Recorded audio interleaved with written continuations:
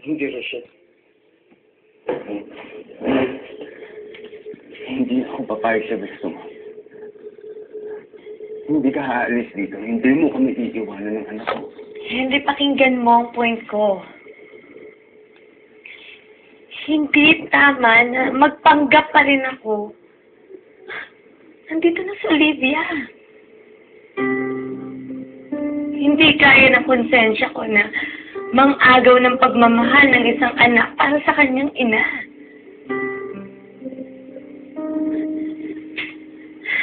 Alam ko, galit ka kay Olivia dahil iniwan niya kayo. Pero,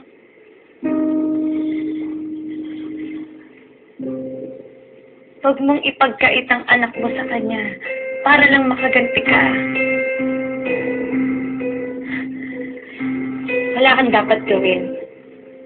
Kundi patawarin si Olivia. Ibigay sa kanya ang karapatan na makilala ni Michelle bilang tunay na ina.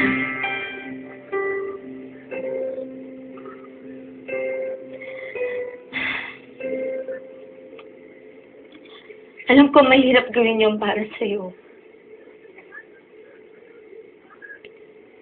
Pero, kailangan mong gawin para sa bata.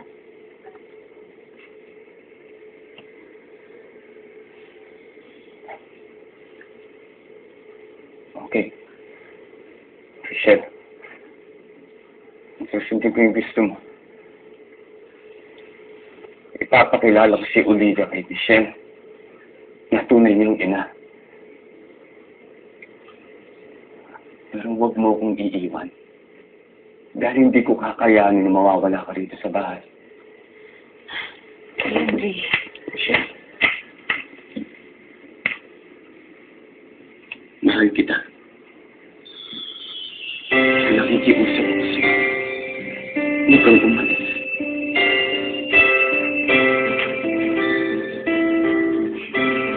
Mahal kita eh. Yun ang nararamdaman ko. Mahal na mahal kita, Rochelle. Mahal na mahal ka namin ni Michelle. Kaya nakikiusap ako. Huwag kang aalis. Huwag mo kami iiwanan.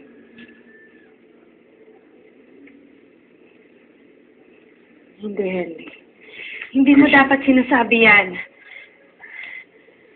Hindi mo ako dapat mahalin. Kasi may asawa ka pa. At nandito siya.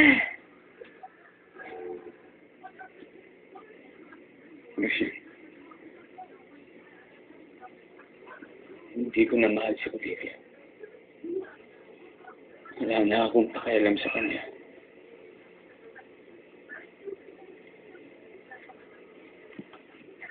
Kahit na kasal ka pa rin sa kanya at nagbalik siya para sa inyo. Para sa inyo ng anak mo. Anong gusto mong gawin ko? Tanggapin siya ulit na parang walang nangyari. Na parang hindi kami iniwan. Ibalik ang pagsasama namin. Hindi ganun yan, Rochelle. Hindi ganun kadali yung lalo na ngayon. Na ikaw ang gusto ko. Ikaw ang mahal ko.